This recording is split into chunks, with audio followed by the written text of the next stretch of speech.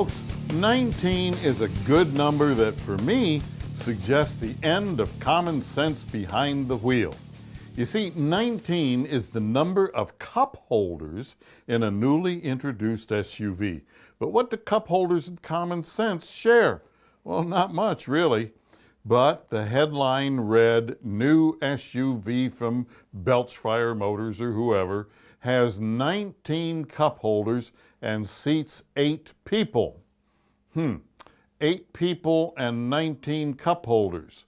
Somehow the number of arms don't match the number of cup holders. Anyway, let me get this straight. 19 cup holders is the story, not the power, the transmission, the safety features, or other things like ride or handling.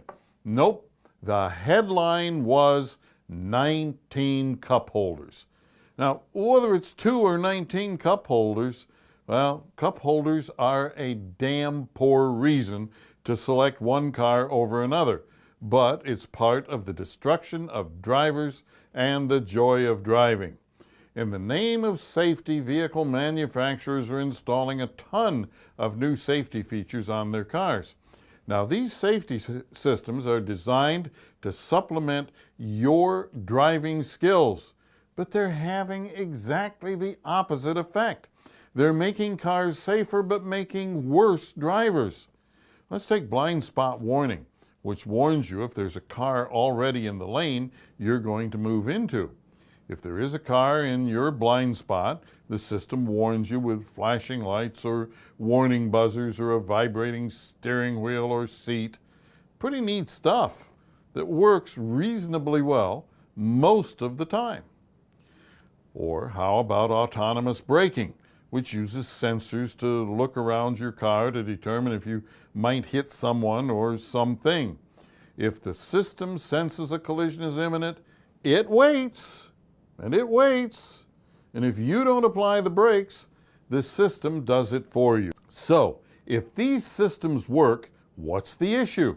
The issue is really very simple. All these systems are supposed to be backups for your good driving. But for many of you, these systems become primary, not fail-safe backups, simply because you're too damn lazy to be a good driver.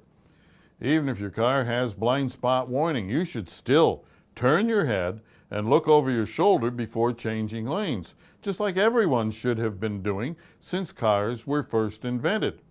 Same with autonomous braking, which is neat to play with, but you should be driving in such a way that you've stopped long before the auto braking system is needed.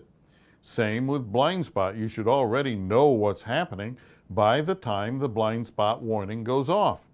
You should be the primary control every minute you're behind the wheel.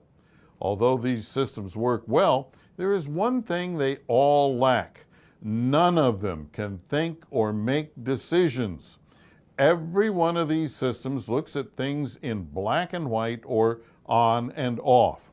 None of these systems can look at the surroundings and tell that there are extenuating circumstances that must be considered. So far, no artificial system can decide based on morality or anything other than reacting to a specific object that triggers a sensor. They cannot decide on anything that's happening unless it's something the system has been programmed to recognize, and that thing is in the pre-programmed range of a sensor. Driving a car is a complex mental exercise that requires using your brain and common sense.